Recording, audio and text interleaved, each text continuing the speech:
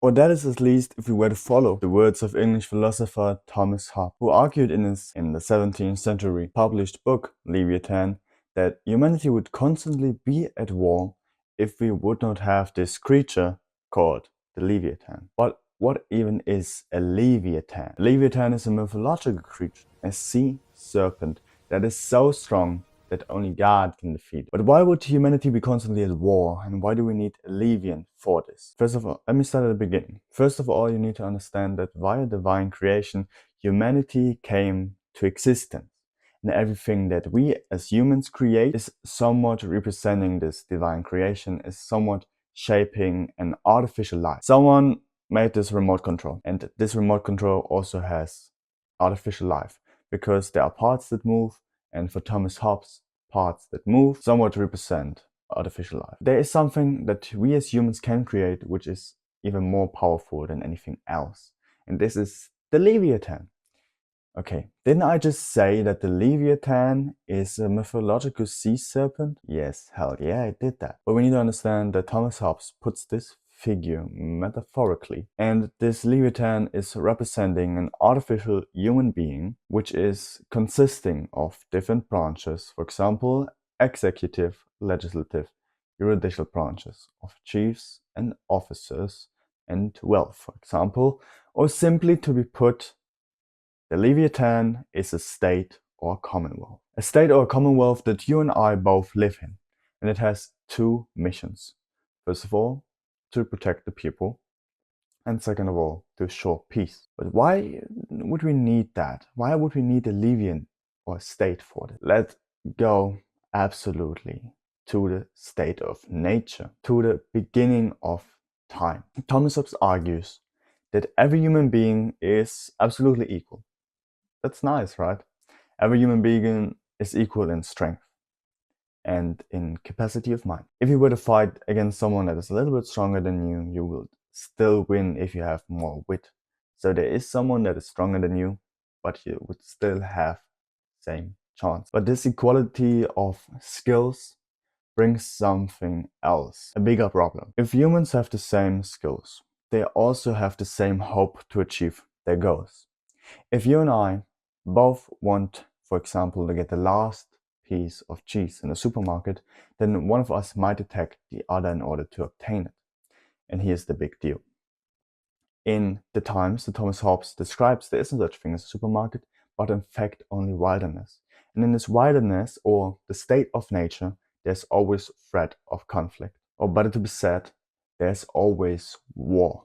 Or times of war. In these times of war, you must subdue everyone that is weaker than you in order to have a long life, a more peaceful and stable life.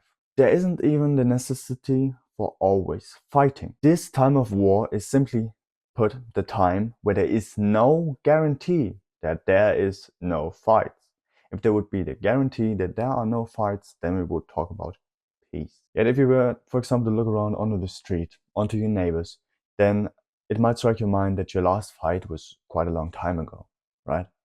If you aren't doing it as a hobby or professionally. How can it be that we, even though Thomas Hobbes argues this hypothetical situation, that we live secure and peacefully? It is because we live in a state or a commonwealth. We live under the Leviathan. These times of war are brutal, chaotic, but they offer us a raw freedom where we can basically do anything that we want. But it comes at a certain cost.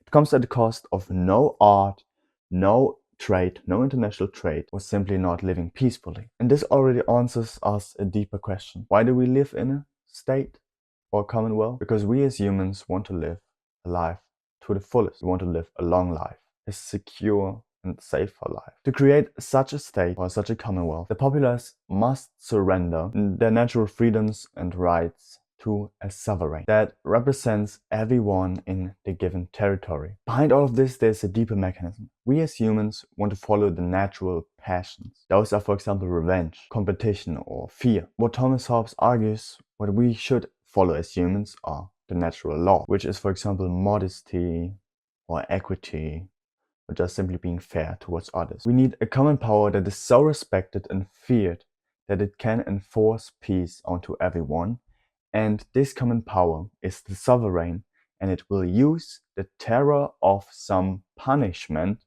which is simply put a punishment for everyone that does not work for peace. And we know this as, for example, the police or the justice system. The sovereign, or the head of the state, makes decisions for every man and every woman. Their will is the will of the people. Their decisions are the decisions of the people. However, once the sovereign has been put into place, its position is absolute. It is stable and cannot be broken down unless the people, everyone, decides that this person, this head of state, must go, because they do not act as they should for security and peace. Thomas Hobbes describes now 3 different forms of sovereignty or of a state. He begins with the monarchy, which he personally prefers. When we have a king or a queen, then this king and queen has, of course, own interests, and they need to not get into conflict with public interests, because the comfort of the people is the comfort of the king or the queen. So for Thomas Hobbes, this fits perfectly together. He describes 2 other forms: the democracy, where everyone in the state is the sovereign. But there is this problem. It could potentially work, but there is no such thing as the common interest, because everyone has different interests, and so they might form groups. And there's also aristocracy, where we have an elite group that rules over the people. Not only does the elite group in itself have different interests, but they might also differ from the public or the common interest. So these last 2 forms might work, but have less of a chance, as for Thomas Hobbes. To come back to the Leviathan, I want to demystify it, because this whole concept sounds so big and so insane, but it's quite easy to understand. The Leviathan is a state that tries to protect its people while stopping every single war. This state or commonwealth is led by the sovereign, which is basically the head of state, and it consists of, for example, laws and law enforcement, and quite more parts. The attempts of the Leviathan are to benefit the populace, the people. But nowadays there arise new sovereigns, and hence new Leviathans, that are not necessarily the state. And they do not want to benefit you, but actually exploit you. I want to shortly intervene in the video to make you aware of something. My goal with Storm, my movement, is to shape a new generation of thinking and to go back to the roots of humanity, where we are actually humans once again and not just forces in a capitalistic society. If you want to support my movement and to be part of it, then you can go down in the description, click the first link, and download my behind the scenes thinking towards the video and also the manifesto that I've put together for this movement. In this manifesto, there's written down what my intentions are, my goals, and how you can be part of it. If you want to support me further, you can like and subscribe just to support me, and you can also buy a cup of tea for me, which would help me quite a lot. Thank you very much. Over the last few years, a certain term arose, and I'm quite certainly tired of this term, and you might also be tired of this term, but I think it's important to talk about it. And it's artificial intelligence, or short AI, which should enable the people to access information quicker or to tidy tasks faster. There are some certain leaders in this field, like for example Google, OpenAI, XAI, that are developing new models and also creating a Leviathan made simply from code. But this Leviathan isn't interested in helping you. Sure enough, AI models are made to help us, but the companies behind them are more interested in collecting massive amounts of data about you or me. So it's not really the AI's fault, it's more the fault of the sovereigns. Google, for instance, is the authority of controlling opinions, news, and thinking, because they control the information flow and control search. The real work of the people is needed in order for the Google AI to exist, because it's based on the information that people feed it. But the more people are using the AI instead of looking at the work on the websites, the less work on websites will appear inherently at one point.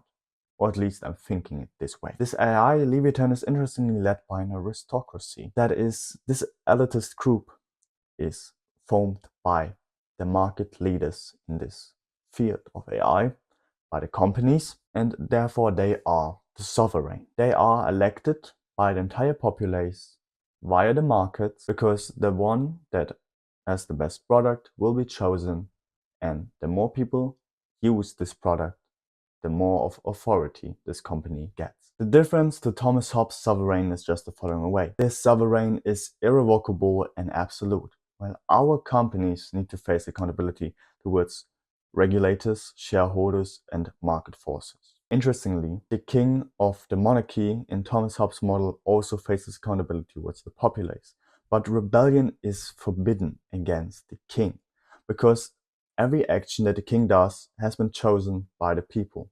And why would the people somewhat rebel against their own actions? Doesn't make quite much sense. We, on the other hand, can choose a new elitist group, so to say. When we think about a model of aristocracy, we can, instead of choosing Google, can go to DuckDuckGo or Brave. We can choose a new web browser.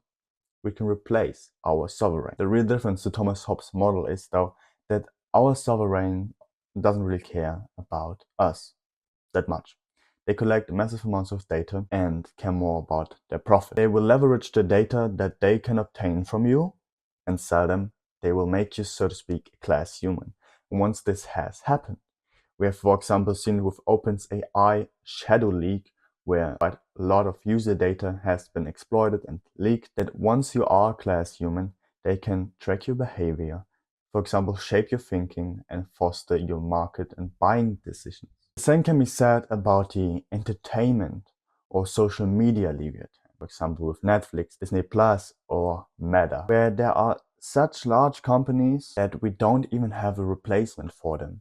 We don't even have a competitor for Netflix. We don't even have a competitor for Meta AI that would, if we were to shut them down, could jump in and give the product to the populace that they want. There we can see that there's this chance for the oligopolistic control, because we don't have a competitor. And as long as we don't have a competitor, there they have the absolute authority and sovereignty over the market. In some way or another, both models show a dependency towards the sovereign. For Thomas Hobbes, the sovereign is all about securing peace and security.